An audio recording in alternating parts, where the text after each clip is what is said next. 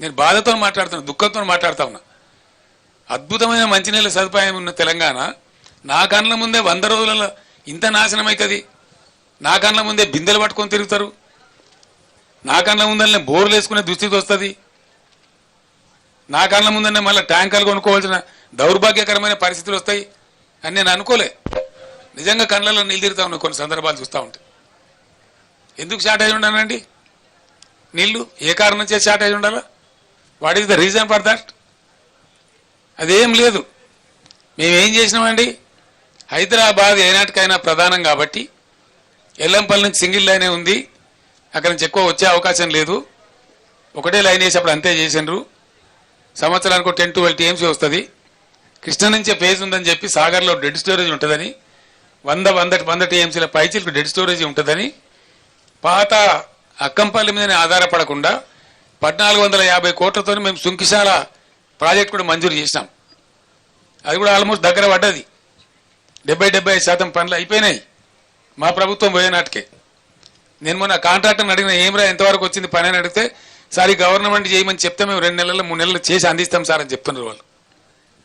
ఒకసారి అది మళ్ళీ కలిసిందంటే బ్రహ్మాండంగా అసలు నీటి సప్లై డోకా ఉండదు.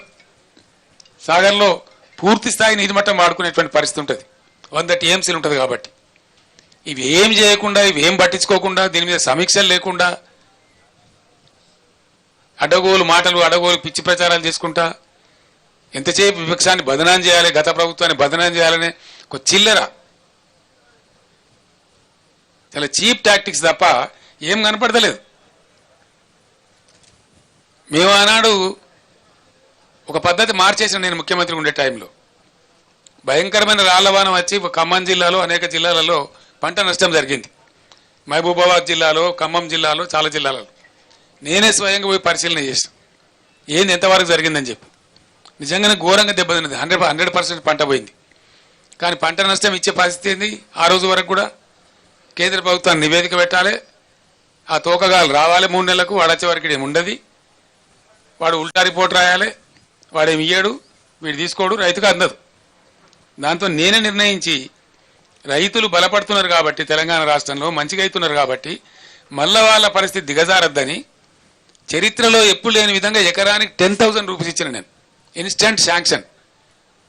అంత వెరీ డే ఆ పొలంలో నిల్చుండే అనౌన్స్ చేసి 5-6 రోజుల లోపల వాళ్ళకి నష్టపరిహారం అందజేసినాం. ఏ తుంగతుర్తికి 6 కోట్లు ఇచ్చినాం. మొత్తం దాదాపు 149 కోట్ల రూపాయలని పంపిణీ చేసినాం ఇమీడియట్గా రైతులకు. అదే విధంగా 149 crores ఇచ్చినాం. రెండో విడత అంటే సుమారు ఒక 500 కోట్ల రూపాయలను పంచినాం రైతులకు మేము. ఇవాళ లేదండి, రాలవరం వాడిది అడిగే దిక్కు లేదు. ఓ మంత్రి ఓడు, ఓ ఎమ్మెల్యే ఓడు, దొంగలు కదా ముఖం సాటేసినట్టు. ముఖ్యమంత్రికి అయితే పట్టేలేదు, ఢిల్లీ యాత్రలే సరిపోతాయి. ఏది మరి నాకు అర్థం కాదు. ఎమ్మెల్యేలు ఓరు, ఎంపీలు ఓరు, మంత్రులు ఓరు, అధికారుల బృందాలు పంపించారు.